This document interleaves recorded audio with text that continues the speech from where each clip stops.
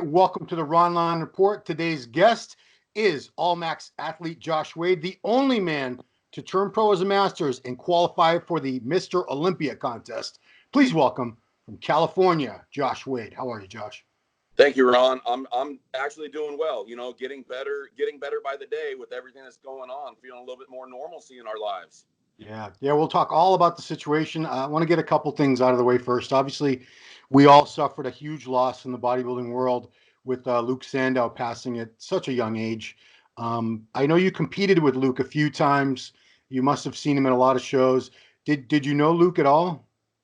Yeah, I mean, I feel like I got to know Luke, you know, pretty well. Obviously, living in different countries, of course. But as far as through social media partially, but the camaraderie of bodybuilding. First time I met him was the 2017 Vancouver Pro. And I'm pretty sure that was his pro debut. I'm pretty positive. And I knew about Luke coming into it. And, you know, when I saw the list posted and saw Luke's name on there, I was just thinking to myself, oh, shit, okay, that's another place I'm down. And then, you know, got there and everyone knows me. I come in, you know, crazy condition, shredded, grainy. Yeah. And, you know, we got there and I met Luke for the first time. Obviously, we were friendly anyways because of Iron Rebel. You know, we basically both were Iron Rebel. So through social media and through that type of stuff, we were both friendly. I mean, I knew who he was. He knew who I was, mainly through that. But that was the first time that we competed against each other. And you know, we hit it off right away because obviously I knew who he was. So we talked and we were talking for quite a while during that weekend, hung out a little bit. I ended up third and I think that was his pro debut. I think he got like 14. You know, didn't nail conditioning, which was his one fault for the majority of his shows was conditioning, had all the size in the world. And so after the 2017 Vancouver, he was doing the Size Game podcast with James Hollinshead. Yeah. And I remember I was tagged in this, and then obviously we ended up talking, and they brought me on the Size Game podcast. But I remember James asking him, was there anybody that impressed you? And he said, you know, James, there was really nobody that impressed me except for one person, Josh Wade. He was fucking shredded in my best UK voice, right? He was just fucking I was like, where is this guy's skin? You know, I mean, but basically he was just going on and on about the conditioning that I brought in, which was like, holy shit, you know, this guy's talking about me in this light. Yeah. And then, you know, so we kind of became, you know, friendly after that. And again, like I said, they had me on the podcast. You know, we were able to talk about kids. You know, all I remember at that time is he had his one daughter, and I believe she was 11, you know, a couple of years ago. Yeah. So I didn't even really know about I think he has a second daughter.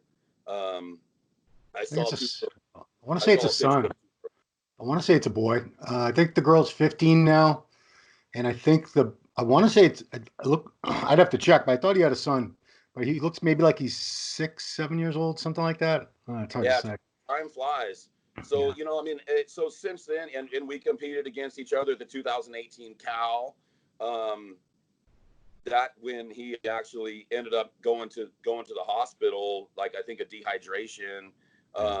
And we messaged during that time about, you know, possibly, you know, working with John Meadows, because obviously I work with John Meadows. Yeah. And he knows how basically, you know, safe that John Meadows is when it comes to, you know, chemicals and stuff. So we built a relationship for sure over the years. And he repeatedly told me that I was his benchmark for conditioning. Wow. He always basically wanted to get that. And after he placed third at the 2019 Arnold. Yeah. I messaged him, was like, dude, I'm so proud of you. I mean, you nailed conditioning. He said, I'm almost to your level. So we had that, you know, Luke, everyone knows Luke was a joker and he had a great camaraderie. I mean, I always told him, shit, dude, I wish I had your arms. I mean, I'd give you my conditioning for your arms. Dude, those triceps. Oh my God. Yeah, absolutely. I mean, amazing. I mean, his shape and structure. And, you know, finally, you know, obviously at that Arnold, we know he came in best condition ever. And, you know, so we had that, relationship as far as, good, a good relationship. There was never any shit talking. It was a camaraderie, and it was, a very positive thing, uplifting for both of us. I strive to have a little bit more of his size and shape, and he strived for my conditioning. Yeah. So, if we could have put us together, it would have been one hell of a bodybuilder. Yeah, the camaraderie thing, I think he uplifted everybody as far as just the way he was around everyone else in the industry and the sport. And, no one had a bad thing to say about him because he never talked crap about anybody. I didn't know what was going on with inside, and nobody really did except maybe a couple people close to him, but always smiling, joking. I always felt really, really in a better mood after I talked to that guy. He was just such a cool guy. I'm bummed, as are so many people are upset, because we'll never know the potential. Forget about bodybuilding potential. That's not even important more. Right. We're in a discussion like this. He was such a good person. I wanted to get to know him for another 10, 15, 20 years. This was somebody who was just good for the world, not just good for the sport. I agree, Ron. A good guy, and definitely going to be missed, and I'm going to miss him personally. And there's always going to be those thoughts and those good memories that anybody that has ever talked with Luke, when you think about memories, it kind of makes you smile, because there were some funny things and some good things. So, rest in peace, and hopefully, any demons he was battling, he's in peace. Yeah. And John Meadows, your coach, your good friend, and I don't know anybody that works with John who doesn't consider him a friend, because he doesn't work with a lot of people. He's very selective about who he coaches, and I think everyone who knows John kind of considers him a friend. He's a very gregarious, generous. He's another one of the really good guys. And when I heard he had a heart attack, I was like, oh, and it was not even a week after Luke's passing. I think it was like 4 days, 5 days. I was like, oh. I heard about Luke on a Thursday, and John Meadows had this heart attack last Monday. So I'm not sure if Luke's passing was on Wednesday, but either give or take, it was within 4 days. Yeah. Yeah, you must have been very, very upset to hear that, and especially because he is. I want to clear it up, and you can clear it up further. He is one of the most health conscious people I know. This guy lost a colon. He almost died from blood clotting disorders many years ago. He's very, very conscious of not only his clients' health but his own health. Takes such good care of himself. But these things, they can happen to anybody, and especially where he did have that history with the blood clotting disorder. Man, I was in shock. What was your initial reaction? Um, yeah, 100%, because obviously I became really close with Dante Trudell over the years. Mm. And Dante is someone that, I always look to for, advice or information. And just another, super caring guy. He cares about all of us bodybuilders and our health, and anything he can do, he does for free. He will help so many people. So Dante, I got to speak very highly of Dante, because he's somebody I highly look up to. But I've been working. Everyone knows that I'm a blue collar worker, right? I train up to 10 people a day, so I'm really busy with work. So I found out through a text from Dante, and when he messaged me, I was in shock. Obviously, it just straight was shock. And as I found out more and more, like I actually just wrote about, John Meadows is the epitome of health in bodybuilding. No matter what he's done in the past to get knowledge and information through trial and error, always been health conscious. Obviously has Dr. Serrano in his corner, so he's always got a doctor that's always even helping him and gaining further knowledge. Obviously this came to light, and I got my coronary calcium score test done because John got his done, and mine tested as a 1. So basically I have really no plaque in my arteries. That's awesome. Competing for 14 years at 40 years old, I had a plaque burden of 1. Wow. And John's was very mild when he got his tested. Yeah. So it basically shows that, no matter what you do, if you do it healthy, it should really have no negative impact on your life. Yeah. Well, when John posted about his coronary calcium score test, really, I think 2 years ago, almost 2 years ago, he also let light that both of his parents had heart attacks in their 30s. Yeah. So, I mean, there's a hereditary condition there. No, so nobody can say shit about this was brought upon himself or whatever he, whatever he did. It's like, are you kidding? His parents had heart attacks in their 30s. Yeah. John's 48, and obviously dealt with that blood clotting disorder. That's the reason that he lost his colon. So there's a hereditary issue no matter what you're doing. So he made it a lot longer. I mean, when you have both parents have heart attacks in their 30s, it's not a matter of if, it's a matter of when. Yeah. And so, I mean, luckily he's done everything he can to be, be healthy. And yes, he went from the hospital 2 days ago. Yeah. I'm sure he's going to have a full recovery. I mean, there's 10% less heart function at this time. And I'm sure it'll get back to 100% knowing Sean and everything that he'll do for precautions. Yeah. So, I mean, there's no doubt about it. But yeah, I mean, I was extremely shocked. I just, just thinking about the what ifs is what kind of makes you emotional. And I get the same way thinking about the what ifs, thinking about, I mean, I love his family, his daughter and his two boys. I've stayed at his house a couple times, and great family. I mean, seriously, just a true good family. His wife, Mary, I hope she sees this. She is a rock. I mean, she is a very, very tough woman. And is always so loving and giving and caring to anybody that knows him or stayed at his house. I mean, she's very low key, obviously, but she is such a good person. She even took the time when she had so much to deal with two young boys and her husband in the hospital to keep people updated because, John is so loved, so admired, so respected. Millions of people around the world, when they heard this, everybody wanted updates. And she took the time to post on his Facebook so that people could know what was going on every day. She didn't have to do that. She did that because she knows how much John cares for his fans. She knows how much everyone cares for John. So she did that. And, hats off to you, Mary. That's exactly what John would have wanted. And so she knew that. So I mean, that was great. I mean, that's even how I found out, a good part of the information that I knew.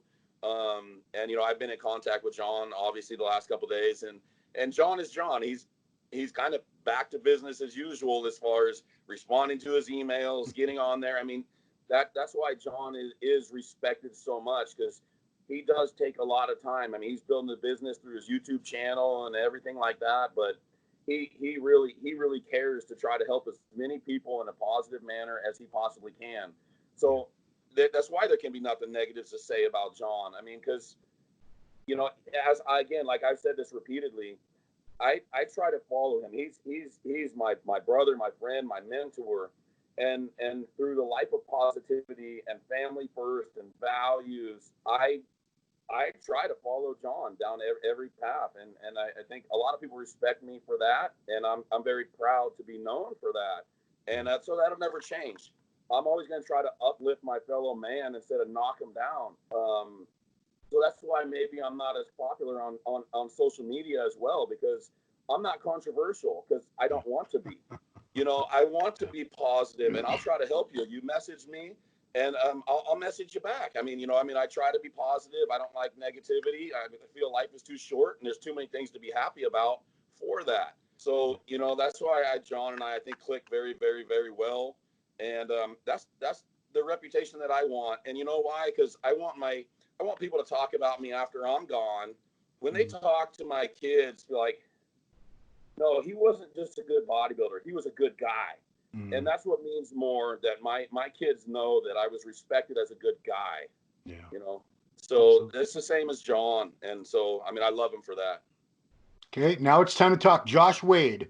So I know some pros were not very affected, have not been very affected by this whole coronavirus and the quarantine. Some of them, they were already qualified for the Olympia. They weren't planning on getting ready for any shows or anything anyway. Maybe they just had to train at a private gym or something instead of Gold's Venice or whatever the case may be. You were one of the few who was in prep, not only in prep, you found out the Arnold Classic Australia was canceled probably 2 days before you would have gotten on a plane to Australia. Correct. So that was early March. 14th. Wow, that was March 14th. I was supposed to leave on the 16th. The competition was on March 21st. Yeah. So March 14th, they notified us Friday, March 13th, that there's a chance. So basically, don't get on the plane yet. Oh, And wow. then the next day, it basically came out, which is, I mean, a blessing in disguise, because as I found out, if I would have gotten there on that Monday, I would have been quarantined for 2 weeks. Mm. So I would not have been able to compete, for one. For two, I would not have been able to come back to my family. 2 weeks of work, which I don't really, it would be very hard to miss 2 weeks of income. So, I mean, everything would have been bad. But yes, I found out 2 days before I was supposed to leave. After literally 6 months on and off of prep during that previous period. I was at my best shape, condition, and I say shape because my waist was the smallest it's been. My detail was the best. My proportions. I was definitely the best that I've ever been, and was really excited. As you know, the Arnold Australia was invitation only, so I was very excited to get that invitation and put everything into that prep. You know, so that was it was a little hard at first, but you know, what can we do except for move on? So what was your game plan? It was Australia, and then you had a St. couple other Louis. shows lined up. St. Yeah, Louis. St. Louis was 4 weeks later, and then Arnold, Brazil was 2 weeks after that. Mm. So I was going to hit the season early because I didn't do the Olympia last year. It gave me enough of an off season to make pretty good improvements. So I wanted to hit the season early in the year and you know, see what could be done, see if I possibly get Olympia qualification, but at least compete against some of the big names. So if I placed well, then I would be looked for at future shows. Yeah. So the thing is we didn't know when this lockdown and quarantine started.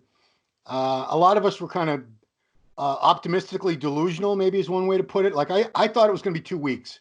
Okay, the gyms will be shut down for 2 weeks, and the restaurants, and then everything's going to be back to normal. This is just a little. I can deal with 2 weeks, but as you know, 2 weeks became 4 weeks, became 6 weeks, became 8 weeks. You know, for you were in prep, and you didn't know because they weren't postponing shows for a while. They just left everything as is on the schedule, and you know, once every week or so, they'd be like, "Oh, well, this show is going to be canceled or postponed." It was a very you couldn't really plan anything out. So how were you staying? Were you staying on prep that whole time and really just hoping one of these shows was supposed to happen? I kind of did. After Arnold Australia, you know, I went, and this is how I got through my I guess let down of not being able to compete at Australia. That same Saturday that I found out my daughter's Girl Scouts was racing their Pinewood Derby cars. Oh, And okay. we spent weeks building that car together. I mean, my son did Boy Scouts for the first time, so it was the first time I had any experience with the Pinewood Derby. Literally about a couple months prior, Yeah. we tanked. I had no idea of weight placement. I had no idea of really. I mean, I understand aerodynamics enough, but I wanted him to build the car that he wanted. He wanted a windshield, not good for aerodynamics.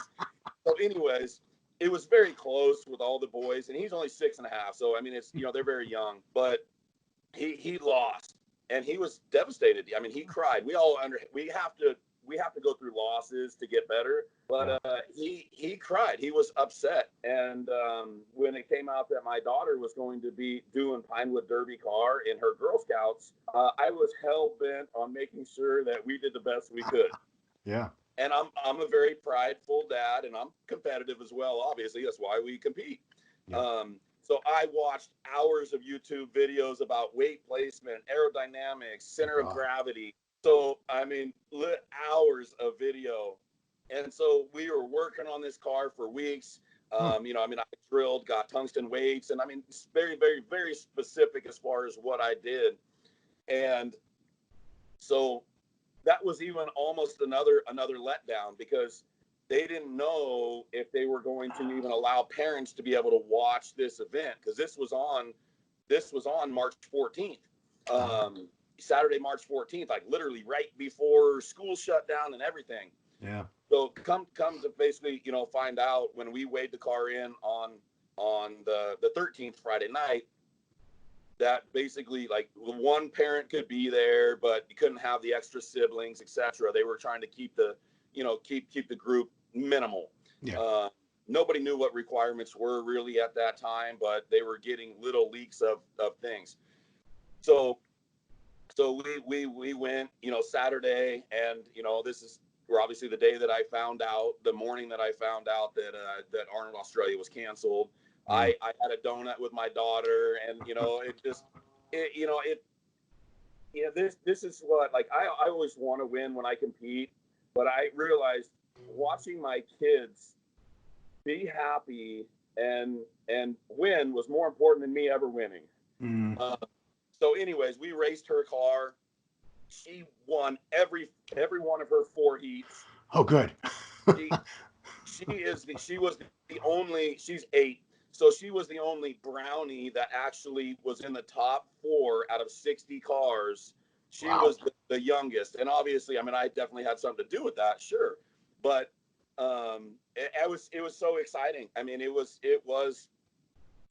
my way of kind of, my letdown of not being able to go. I kind of forgot about it because I felt so much joy in her joy. And I think that's what being a parent really is. I mean, when you can no longer be selfish, when you can put other people ahead of yourself. Yeah, I keep coming back to this phrase last week because it keeps, I don't know why it keeps coming back. Like me and Victor were talking about this last week. When you're a parent, your life is no longer your own. And that can sound, to some people, that can sound like a negative thing, but it's really not, because think about all these people in quarantine and whatever, have nothing going on. They have nobody in their life. They're all alone, and they're just inside their own head Yeah. going crazy. When you have kids, you don't have time to do that. You need to focus on them and take care of them, make sure they have everything they need. And I think, yeah, distraction. I mean, even when they're throwing fits or fights, it's still a distraction. I mean, it distracts me from really what's going on. yeah, So, anyways, I shared the donut after the Arnold Australia, letdown, yeah. and got a lot of joy out of her. Starting Monday, I got right back on prep because St. Louis wasn't canceled yet. So I got right back on prep Monday.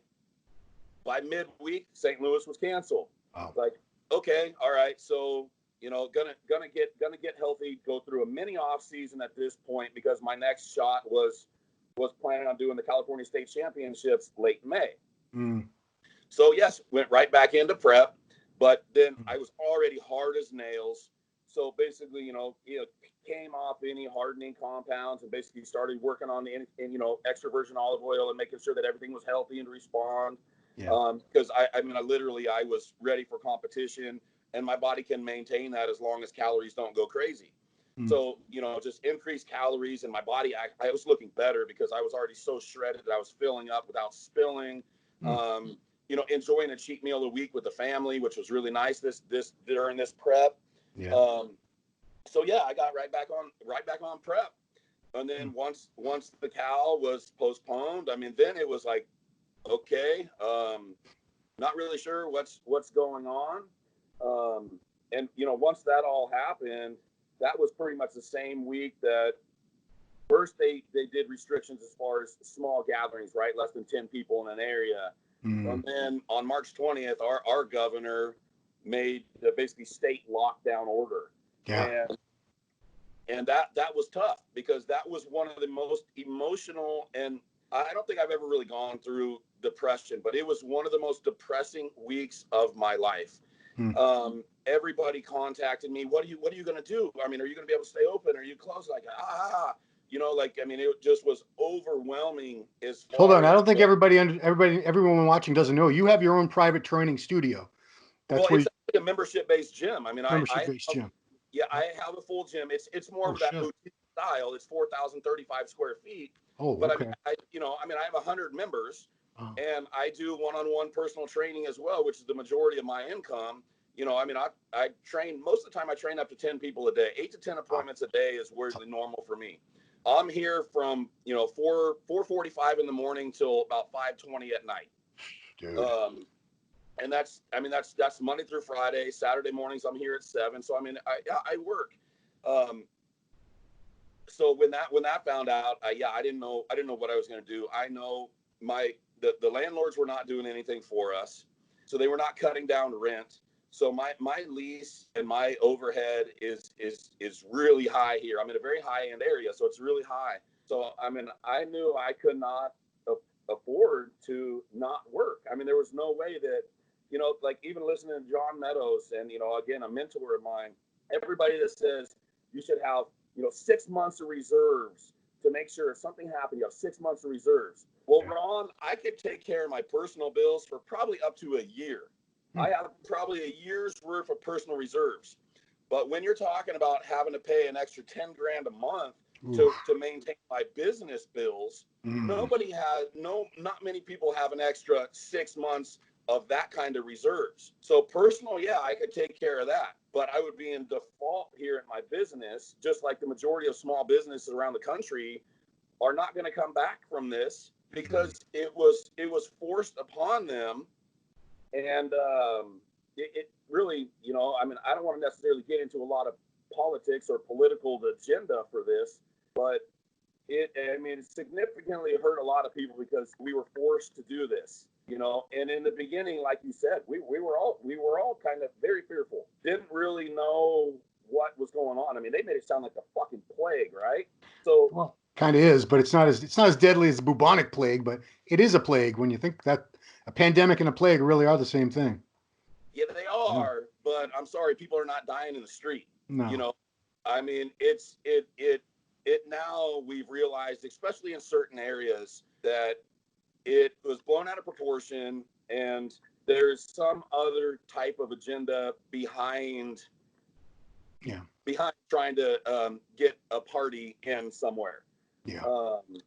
And so for me personally, I'll tell you this, I knew I could not afford to stay home. My personal training was the majority of my money. My clients in my area, which is more of a rural area, we're not really, scared. We were cautious, not scared. We were cleaning more than we cleaned, which I have one of the cleanest facilities around here. We were going above and beyond as far as that goes. But I never stopped training my clients, not from day one. I never took one day off of work. But I had to close my gym to my members because I didn't want to overpopulate.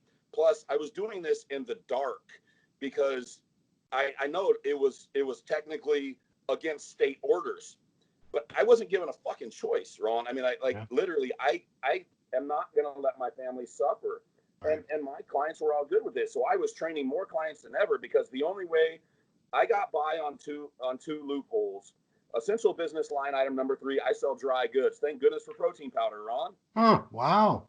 So, I sell dry goods. Number 2, my corrective exercise specialist certification qualifies me as a physical therapist. Oh, great, man.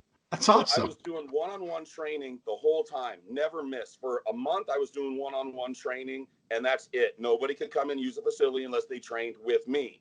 And then on April 20th, for the whole month, I felt a guilt. My members are very loyal. So they're paying their membership dues, and they're emailing me and saying, please charge my dues, because they want to see me back here. They love the gym. Yeah. So they want to see me back here. So they supported me. And I felt guilt about that, but I was also very grateful. So on April 20th, I opened back to my members. I was like, hey, I can't take this anymore. Anybody that feels comfortable coming back to the gym, I'm opening. We're going to be in the dark. Please don't park directly in front. But, we're just trying to draw park down the street. Park down the street at the Price Right parking lot. Yeah. Park around the corner at Rayleigh's, because that's essential. Yeah. Who are they to deem what's essential to an individual? But, another topic. So we operate. I mean, I operated in the dark. Everybody was so grateful to be back. My county let out a Facebook post, the Placer County Deputy Sheriff's Association, a whole list of whys. When they let criminals out, but threaten business owners time in jail if they don't comply. Yeah. When they ask law enforcement to stand down in certain situations, but ask us to force this crackdown. When the ends no longer justifies the means, it's time to move on. And so when they said that, I felt comfortable. And so I knew that they were not enforcing it. Everybody was so done with this in our area. And guess what, Ron? So I never stopped operating for a month on clients. For almost a month, I've been back open to the general public. And guess what? Nobody got sick. Wow. Right. Go figure. Nobody got sick. Not one soul, not one person. That's So key. That's very important because, there's arguments about the gyms are the worst place for germs, and they're opening up like nail salons, hair salons, strip clubs, all kinds of things where people are jammed up close to each other. But gyms have this, I guess it's because people sweat. They think that's in everyone's mind. They're like, oh, well, there must be more germs because people are sweating and they're breathing heavy. But man, that proves a point right there. Nobody in your gym got sick. Huh. And you've been open almost today. We're talking on the 16th, almost a month. You've been back open. Wow. And I really never technically closed. Though my same clients were the same circle that was always in here. So basically my point is all these small businesses that supposedly, you got all the big five, the Targets, Costco, Kroger, all those 3.3 million employees. Nobody got COVID, dealing with thousands of people. But a small business that deals with 100 people a day is all of a sudden going to spread a virus. So it shows that I never closed and nothing ever happened. So I mean, it's you take precautions, but well, are you guys wearing masks? I'm just curious. Oh fuck no, dude, no.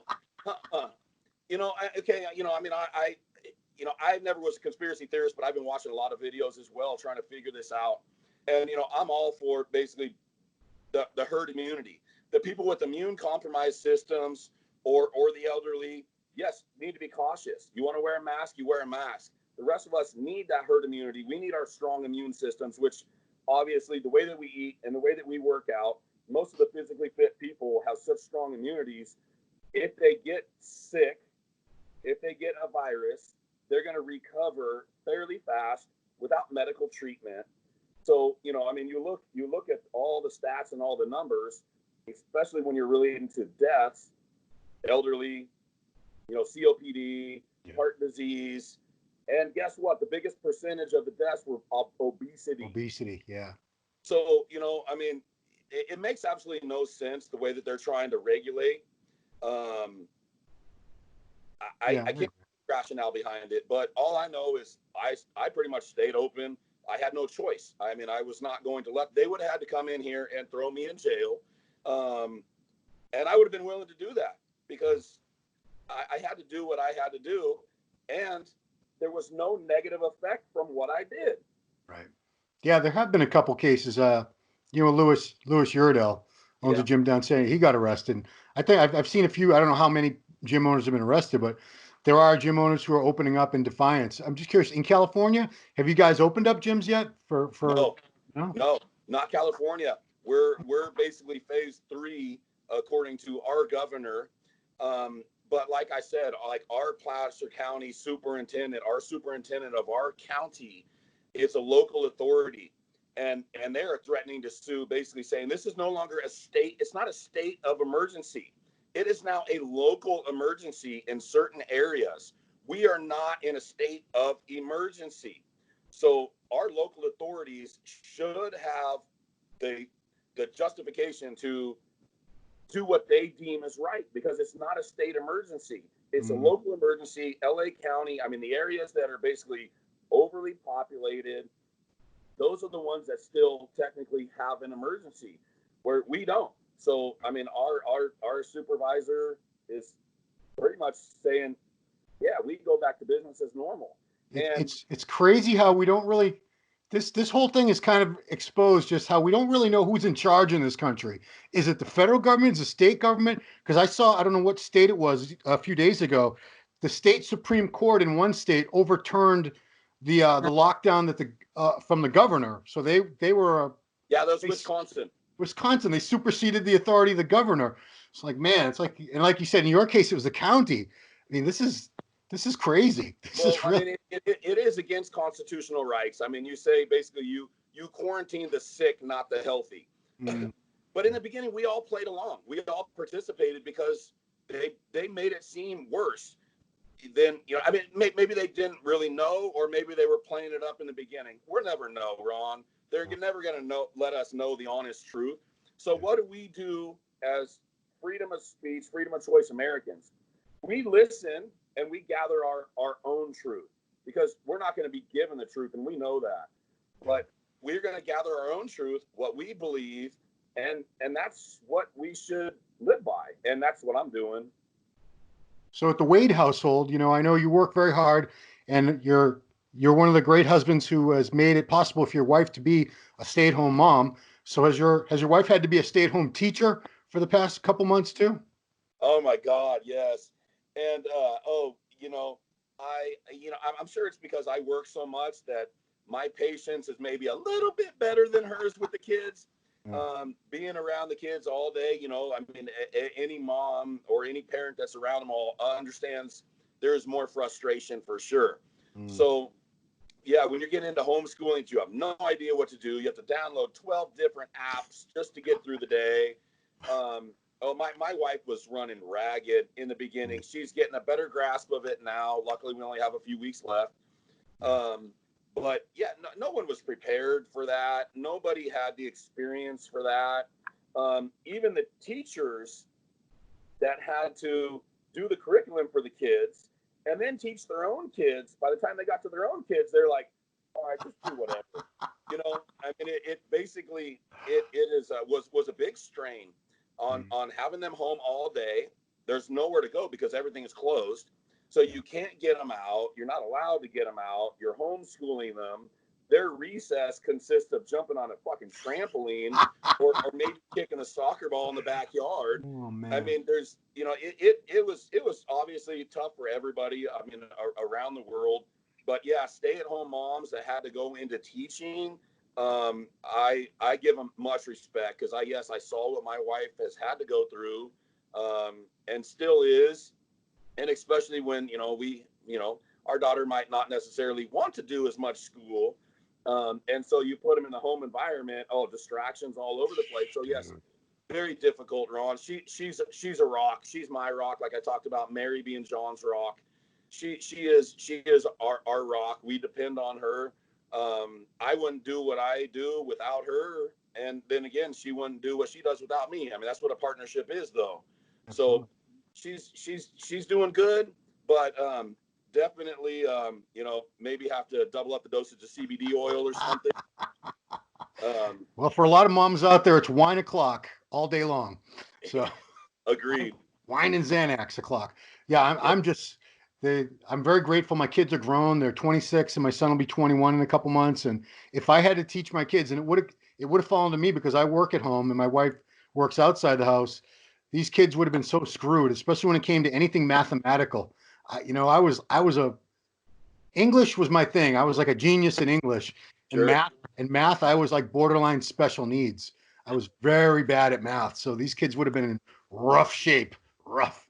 Anyway, what is going on with you now? Because now we finally have a contest season posted. It doesn't start until very end of July 31st, and August 1st is Tampa.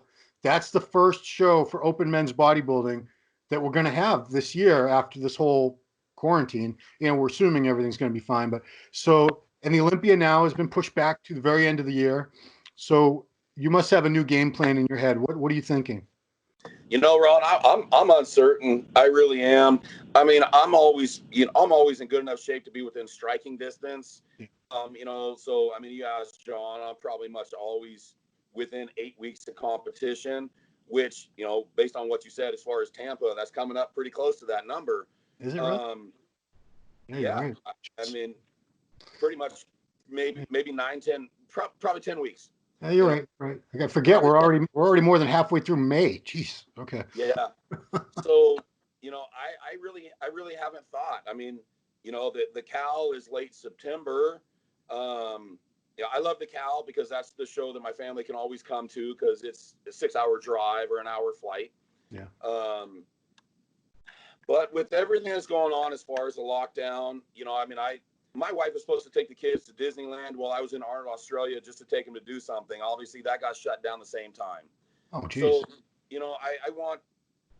I want to be able to do something with the kids once things open. So I'm torn. I mean, I really am. I'm torn between, getting back into competition, hoping that things will still stay as planned, or taking the time. I mean, partially, I've always nailed condition. We all know I can get in condition. Oh, yeah. I've been competing almost every year since I turned pro, never having really technically a true full off season to grow. And at this point, I'm doing pretty well with that, I would say. Mm. And so do I halt? Do I put my foot on really, do I put the brakes on as far as trying to add more additional size to go kind of back into prep right now, start dieting?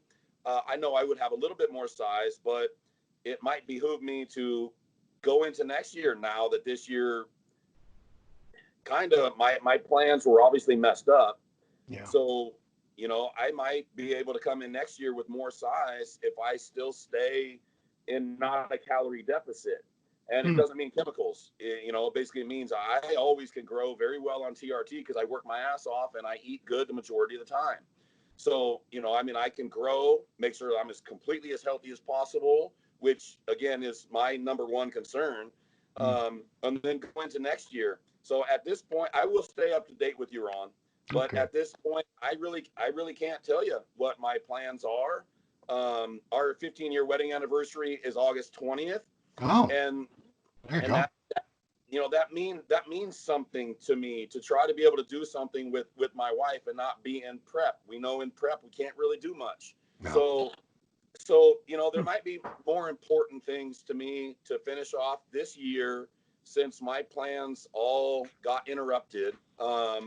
And then come in next year strong when we know hopefully there should be more normalcy in our life. Or October 10th, Boston Pro. October 16th, Chicago Pro. Just throwing these dates out there. I thought Boston was November. They changed it again because they Are you want to make. serious? Yeah, once they announced that Olympia the last date to qualify for the Olympia would be October 18th. He changed it again because he wants it to be an Olympia qualifying show. He wants to have that strong lineup because if it's in November and it's not an Olympia qualifier, who's going to do it? Why would they? Good point. This guy. So yeah. Yeah. Okay. Well, the Cal is September 12th. Right. And I was thinking about doing Boston and the Cal when they were both in June. Yeah. So, okay, now I got something else to think about, Ron. Thanks, buddy. I'm trying to get everyone. I want everyone in the Boston show. I'm very selfish because it's 20-minute drive. I can, and it's at an awesome new casino, the Encore. I wanted to have just the sickest lineup, crazy lineup. I want everyone in that show. Well, I mean, as far as trying to jump into something like Tampa, I don't know if my mind is right for that yet, honestly. But as far as going into possibly September, and then now you're telling me October, you might see me on stage this season. Now you can take your kids to Disneyland. You can take your wife off to, I don't know, where are you going to go? Cancun or something? I don't know. Fiji. Take her somewhere nice, have your anniversary thing, and plenty of time. Yeah, good. I'm glad I could help. Yeah, you kind of got me thinking again. That's for sure. So I'll stay up to date with you, and so that way your viewers and my fans can see where they might be able to see me next. Yeah. As I was coming into what I felt, and the majority of people that were around me felt, was my all-time best getting ready for this last season, getting ready for the Arnold Australia. And I know I can do it again because I have not stopped working on my vacuums every morning, even in this off season. So, again, you have somebody like myself or Jay Cutler with a blocky waist. Well, I've changed that, and I'm not letting that go. I put too much goddamn work into making that thing get as small as possible and being able to control that breathing, that I'm not going to let it go now. So, that's still there. So, I mean, yeah, there might be a good chance that you will see me on stage, and I won't be, I guess, admitting retirement or anything anytime Oh, soon. come on now. Come on now. You just started competing as a pro a couple years ago. You're not retiring. Don't be ridiculous. But yeah, I'm just curious. I wonder, we'd have to take like a big survey because I think a lot of pros right now are just like, they don't know, should I even bother competing this year? Is it worth it? Should I just wait till next year? I think a lot of guys are in turmoil right now. They're undecided and they're not going to really figure things out probably until midway through the summer. That's probably the point where most guys are going to have to say, okay, I'm going to compete, or no, I'm not going to compete this year. Yeah, it is kind of like, I guess we're waiting for 100% normalcy before, maybe we make the decisions, or with everything else going on, it is kind of hard to put that focus down, because as a business owner, and as a father, the back of my mind is always making sure I can provide first. Right. And then once that certainty is there, then I think it might be able to, focus the efforts 100% on what it takes to be a competitive professional bodybuilder. Cool. Well, I hope the timing works out. I hope I do get to see you on stage later this year because, you're one of those few guys. I say this all the time, only not about many people though, but I say this all the time about you. You're one of those few guys I never have to go, like Cedric. I love Cedric's physique. I think he's got one of the greatest physiques of this generation. But I'm like, is he going to be in shape? Is Cedric going to be in shape? I don't know. I don't know. But I never, ever, ever think that about Josh Wade. Josh, okay, he's in shape. He's going to be in shape. So it's a foregone conclusion. You do the work, you're always grainy, shredded. The conditioning, you don't see that in the open class that often. You see it in classic a lot more often. You see it in 212 because they have a weight limit. But so many of these guys in the open, and I'm going to cry. Wah, wah, wah. Some of them just want to be big and full.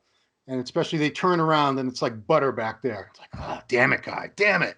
But, you're one of those guys I always look forward to because I know you're going to bring it and you'll fight and you'll catch some of these guys slipping. I've seen you do it many times where these guys show up and they have the size and the shape from God, but they didn't get in shape. And that's where Josh Wade creeps in and knocks them right the hell out. Love it.